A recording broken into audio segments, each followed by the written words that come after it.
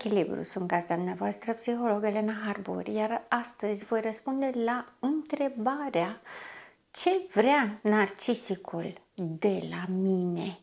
Pentru că de multe ori victimele unei astfel de relații, ca să nu mai spun victimele narcisicului, își pun această întrebare. Dacă tot timpul ești capricios, tot timpul ești nemulțumit, tot timpul tot ce fac nu este bine, dacă fac ceva bine, de ce am făcut? Dacă nu fac ceva bine, aoleu, ce catastrofă, că am făcut greșit sau că n-am făcut deloc. Ca atare, întotdeauna vine întrebarea: ce vrei de la mine până la urmă? Nu mă vrei, mă umilești, mă critici, mă jignești, nu sunt bună, nu sunt frumoasă, nu sunt deșteaptă, nu sunt la nivelul așteptărilor tale, nimic nu fac bine, nu sunt nimic din ce-ți dorești, totul este pe nu și totuși nu-mi dai drumul să plec. Dacă nu-ți place de mine, de ce mai stai cu mine? Dacă tot nu-ți convine nimic, ce mai vrei de la mine? Ei bine, narcisicul vrea și nu vrea orice. Pentru că, în general, în relațiile umane, oamenii au nevoie de ceva. Oamenii se asociază cu un scop. Să-și împlinească nevoile emoționale, să-și împlinească sentimentul de a fi în relație, de a fi iubit, de a fi cu cineva, de a împărtăși. Dar este mai mult decât atât, pentru că știm foarte bine, narcisicul nu este capabil de iubire și ca atare, scopul lui în sine, al relației, nu este nici pe departe iubirea. Dar o cere și nu orice fel de iubire, ci aceea perfectă, absolută și totală și mai ales necondiționată. Știu că am mai vorbit în edițiile anterioare despre faptul că nu există iubire necondiționată și cu atât mai mult când vine vorba de relația toxică și relația cu narcisicul, întotdeauna orice este condiționat și tranzacționat. Ca să fiu sintetică, răspunsul la întrebarea ce vrei de la mine este fix tot.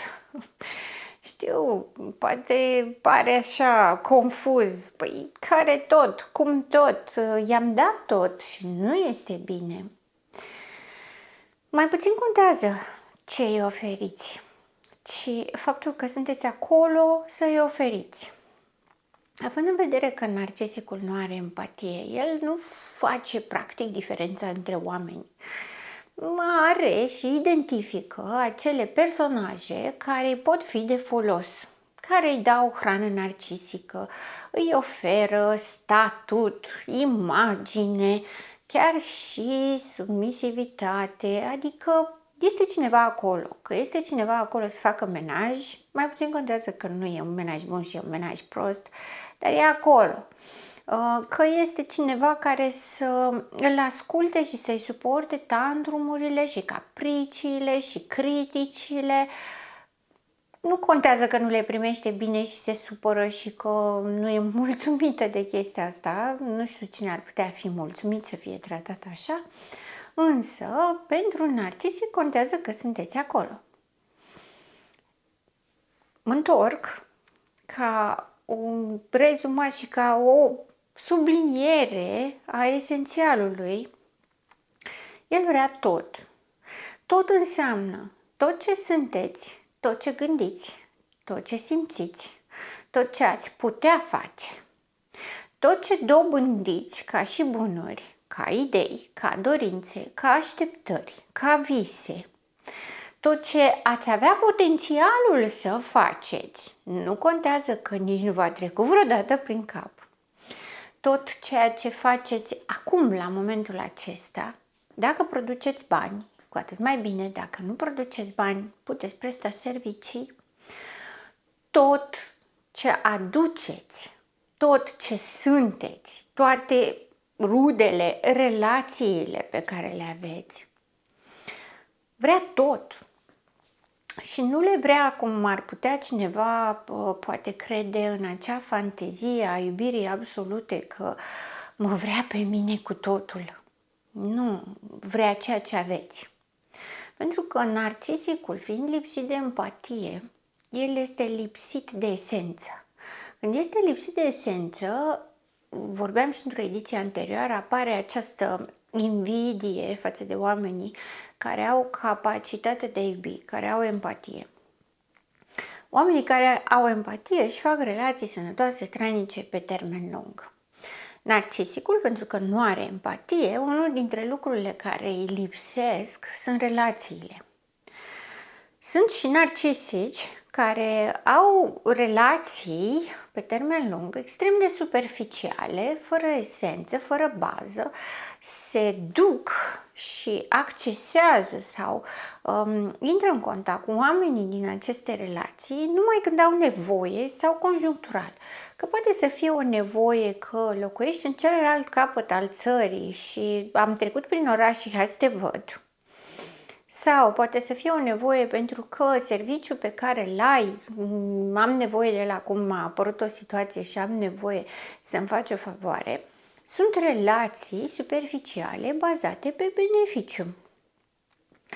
În momentul în care narcisicul intră într-o relație de cuplu, are pretenția ca toate aceste lucruri să-i parvină. Să-i parvină și să nu doar să aibă acces la ele, să le dobândească, să le transfere de la dumneavoastră la el.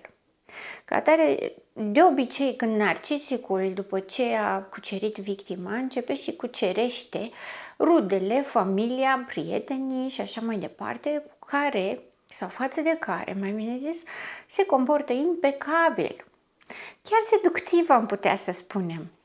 Pentru că are anumite comportamente față de victima sa în preajma sau în prezența prietenilor sau a rudelor, care să-l valideze pe el ce frumos se comportă cu ea, ce distins este, ce extraordinar este, ce special și total diferit de oricine altcineva și este absolut extraordinar și trebuie să-l păstreze.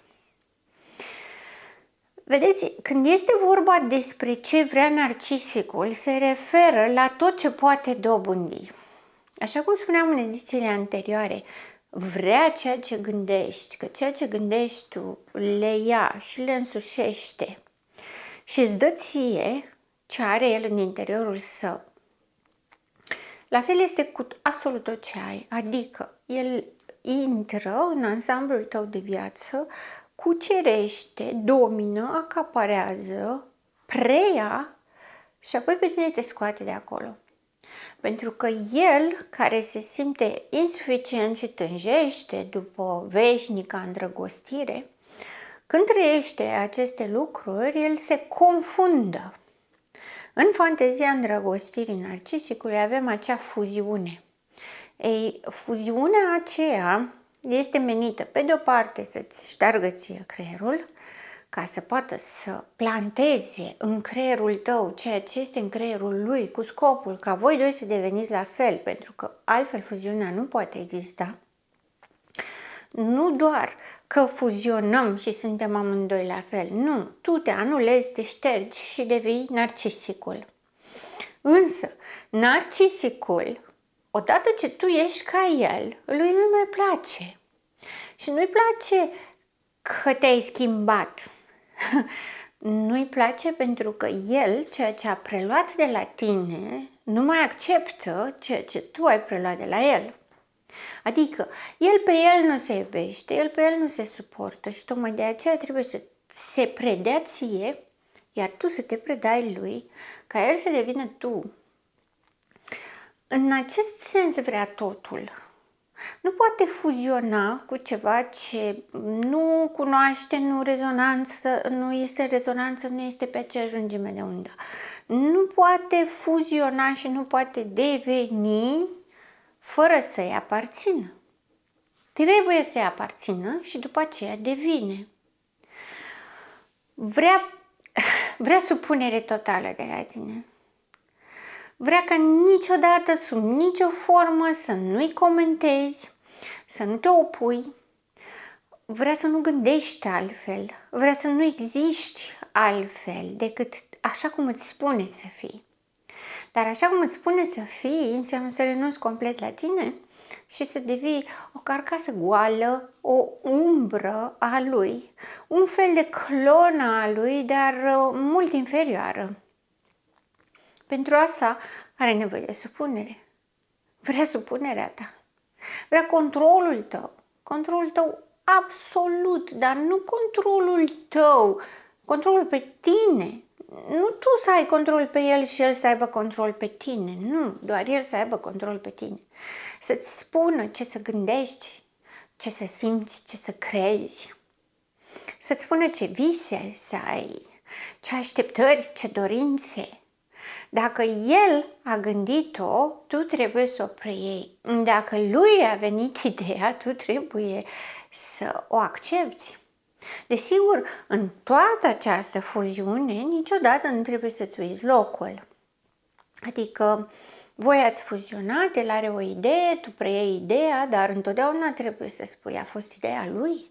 El este extraordinar, el este minunat, ideea lui este fantastică, ideea ta este extraordinară. În niciun caz tu. Chiar dacă împărtășiți aceeași idee, este vorba despre supunerea combinată cu control în care tu doar zici da la ce zice el. Dar, normal că narcisicul știe că este imposibil ca o persoană, o ființă vie cu conștiință de sine și cu un eu integru de sine stătător, e capabilă să facă asta. Nu e capabilă să facă asta. Și ca atare nici el nu crede că este posibil. Și chiar dacă zici, da, așa e, tu ești grozav și ești minunat, o să spună, ce? Îți bagi joc de mine? Faci mișto de mine? Mă iei peste picior? Adică trebuie realmente să o credeți, realmente să o simțiți, realmente să renunțați la dumneavoastră în a fi o identitate de sine stătătoare și să deveniți proprietatea lui, proprietatea, clona, carcasa, forma pe care el a modelat-o. Pentru că, ghiși ce, va vrea ca întotdeauna, pentru tot ce nu-i convine lui și pentru tot ce face el greșit, să fiți dumneavoastră vinovat. Pentru toate lucrurile rele, pentru toate lucrurile care nu sunt în regulă, pentru tot ce sfidează sau încalcă orice regulă, tot dumneavoastră sunteți de vină. Dacă nu-i convine ceva la muncă, dumneavoastră sunteți de vină. Dacă, nu știu, s-a desumflăturat la mașină, dumneavoastră sunteți de vină. Nu contează că nici nu erați în țară la momentul acela. Pentru că v-ați gândit urât la el, de-aia s-a desumflăturat la mașină. Acum, sună absurd, dar și amuzant, adică este atât de absurd că n-ai cum să nu te umfle râsul. Pe de altă parte, victimele abuzului narcisic știu că ceea ce spun acum este adevărat. Relația cu narcisicul în sine este un absurd cap-coadă. Un absurd la care nici nu știi dacă să râzi sau să plângi, nici nu știi dacă să spui ok, asta este atât de infantilă și atât de absurdă încât nici nu pot să o iau în serios, este o joacă de copii mici, sau să te dai doi pași în spate și să ai în vedere că vorbești cu un adult, că acest adult face toate aceste lucruri intenționat și în mod special ca să te facă să suferi tocmai tu, acea persoană care, culmea, ți-a spus că te iubește. Este paradoxal, nu? Adică, cum poți să iubești pe cineva așa cum este, să-l consideri extraordinar și minunat, ca, nu știu, în decurs de câteva luni de zile, dintr-o dată să-i ceri să se supună total, să renunțe total la cine este, să nu mai fie nimic din ce a fost și după ce se întâmplă chestia asta, să-i reproșezi că nu mai e nimic din ce a fost și nici nu-i place oricum. Acest paradox este constant și continuu. la fel cum este și paradoxul, am nevoie de tine pentru că am nevoie să-mi validez supremația și grandiozitatea și unicitatea, în același timp îți spun și te urăsc și afirm în gura mare tot timpul că nu am nevoie de tine, că eu sunt extraordinar și un extraordinar și un omnipotent și un omniscient nu are nevoie de nimeni.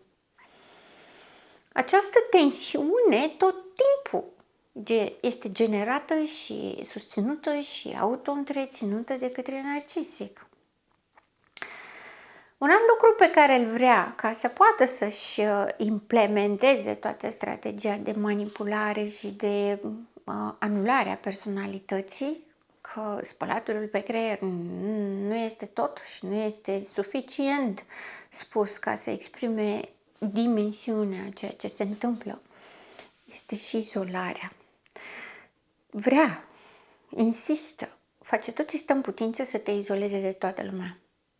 Draga mea, dragostea mea, numai noi doi, împotriva tuturor, împotriva lumii.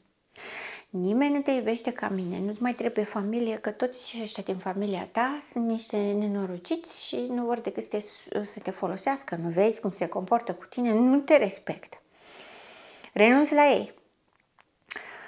Vezi că familia ta mi-a vorbit urât și m-a luat peste picior, tu trebuie să alegi între familia ta și mine. Te izolează de familia ta, te izolează de prietenii tăi, pe care mai înainte i-a cucerit, dar ulterior le-a transmis că voi vă iubiți atât de mult încât nu mai e loc pentru altcineva și aveți nevoie de timp doar voi doi. Aiurea, este vorba despre invidie și gelozie și fantezia triangulației și perversiunile sexuale fantasmatice care rulează în permanență în mintea narcisicului și mai mult decât atât, este vorba despre înlăturarea oricărui element sănătos, sanogen, de care te poți agăța atunci când ți se face abuz ca să rămâi sănătoasă la cap. Să rămâi în integritate personală, să poți să faci comparația ce înseamnă o relație sănătoasă, ce înseamnă o relație toxică, să poți să-ți dai seama atunci când răvășită, furioasă, suferindă, te duci la prietena ta și spui m-am certat pentru că asta, mi-a spus că asta și m-a durut foarte tare și încep să mă gândesc dacă nu cumva are dreptate. El vine și îți spune nu, n-are dreptate, e o prostie. Dar vezi, îi înlătură pe toți ca să rămâi numai cu el, ca să poată să-ți controleze și comportamentul. De parcă nu era destul că trebuia să crezi tot ce zice, trebuia să simți numai ce vrea el să simți, adică nu contează că te jignește, te umilește, te critică, tu trebuie să-l iubești. Și când te uiți la el să vezi, nu știu, soarele din viața ta și să te umpli de bucurie și de iubire, indiferent ce ți-a zis, nu mai punem că dacă se întâmplă asta în realitate și te uiți la el cu drag când îți face ceva rău, din cauza furiei pe care o are, poți să riști chiar să devină violent, zicând că ai încercat să-ți bați joc de el și să-l iei peste picior, că l-ai confruntat, l-ai provocat, pentru că el era furios. Deci, nici asta nu ține, însă, el vrea să-ți controleze gândurile ca să te transforme în el. Vrea să-ți controleze emoțiile ca să poată să te subjuge. Pentru că face această subjugare prin furie, pedeapsă, abuz. Are în permanent tendința să domine prin frică. Te persecută, îți oferă confuzii, elemente contradictorii, mesaje contradictorii, cerințe contradictorii, ca să nu mai știi, să nu mai înțelegi. Atâta timp cât nu înțelegi și ești în confuzie, accepti orice ți se oferă, pentru că este nevoia instinctuală de siguranță și confort. Și atunci orice explicație e mai bună decât confuzia. Orice prostie, oricât de absurdă, poate să ți-o spună și se așteaptă ca tu să o crezi, pentru că ești prea disperată să ai liniște. Tocmai de aceea îi scoate pe toți, pentru că dacă cineva rămâne și îți oferă suport și susținere, el este în competiție, el sigur pierde. Pentru că el știe că toate lucrurile pe care le face sunt absurde și sunt rele și îți produc rău și suferință. Și tocmai de aceea nu trebuie să fie absolut nimeni care să poată să-ți deschide ochii și nimeni care să poată să te mângâie, că dacă te mângâie, abuzul lui nu mai merge. Dominarea prin frică și amenințarea cu nu-ți vorbesc, nu mă compor cu tine nu știu cum, nu te mai bag în seamă, nu mai fac sex cu tine, nu contează, nu mai țin, pentru că deja este altcineva care se poată să ruleze și să îndeplinească aceste funcții. Lucruri pe care nu le acceptă. Ne aducem aminte, eram numai noi doi împotriva lumii, izolați de orice, izolați de orice și de oricine, pentru că el nu să-ți ofere niciodată compasiune, blândețe. Niciodată nu o să-ți înțeleagă suferința. Nu numai că nu poate, că nu are empatie, nici nu vrea. Nu-l interesează, ci dimpotrivă. Asta este metoda lui de a te obliga să te conformezi. El știe tot. Tocmai de aceea tot timpul trebuie să știe totul despre tine. Tot ce simți, tot ce gândești, tot ce... Dar el nu spune nimic despre el. Absolut nimic. În permanență îți ține oglinda să te vezi tu pe tine, fie că e o oglindă frumoasă când te idealizează, fie că e o oglindă foarte deformată și urâtă atunci când nu mai are chef de tine. Nu mai vrea, nu mai are răbdare, nu-i mai place. Trebuie doar să te supună și îți uiți locul. Și trebuie să-ți aducă aminte. Să te mai pedepsească un pic, ca să-ți aduci aminte că de fapt rolul tău este să fii supusă. Rolul tău este să fii sclav. Și atât. Nimic mai mult. Asta înseamnă să vrea tot de la tine. Nu este aia ce spun sau cred femeile de obicei, mă vrea cu totul. Nu. Vrea tot din tine, tot ce ai, tot ce ești, tot ce ai putea fi, doar ca să poată să te controleze. Îți spune, efectiv, realmente, ce să gândești, ce să simți, cum să te îmbraci, cu cine să vorbești, cu cine să nu vorbești, ce cuvinte să folosești, cum să respiri, cum să... tot. Ăsta este scopul. Așa că, dragi victime, fie bărbați, fie femei, să dai curs unei relații cu narcisicul, o relație în care crezi, pe care ți-o dorești, pe termen lung, este doar rodul unui vis, o idee, o fantezie. Te poți trezi oricând din ea, pentru că nu există viitor, nu există speranță și nu există șansă de mai bine. Nu există posibilitatea că atunci când, nu știu, își bagă mințile în cap și revine. Nu există posibilitatea ca, ok, m-a părăsit pe mine și mai încearcă vreo 5-6 și după aia trage concluzia că tot cu mine era mai bine și se întoarce. Nu. Sau lasă că după ce îmbătrânește se mai potolește și o să ne înțelegem și noi. Astea sunt niște fantasme, niște idei iluzorii, la fel de fantasmatice cum este ideea că el ar putea iubi. Sunt toate basme. Dacă vreodată în viața voastră basmul a avut un final fericit în realitate, măcar verificați. Dar eu zic că este momentul să vă asumați viața voastră, să vă asumați dreptul la fericire și să vă asumați faptul că o perioadă cât ați fost în acea relație v-a plăcut, iar acum nu vă mai place. Este normal, natural, sănătos și, ce să spunem, și productiv. Pentru că asta vrea și narcisicul. Entuziasm, dragoste, mi-a trecut, vreau să plec, nu vreau să rămân. Indiferent ce scoate pe gură. Singurul lucru care ne salvează este realitatea, pentru că doar acolo avem soluții. În basme și fantasme nu avem cu ce monștri să ne batem. Dar monștrii din fantasme ne distrug realitatea. Întotdeauna alegerea e la dumneavoastră. Sunt gazda dumneavoastră, psiholog Elena Harbor, și până data viitoare, rămâneți în echilibru.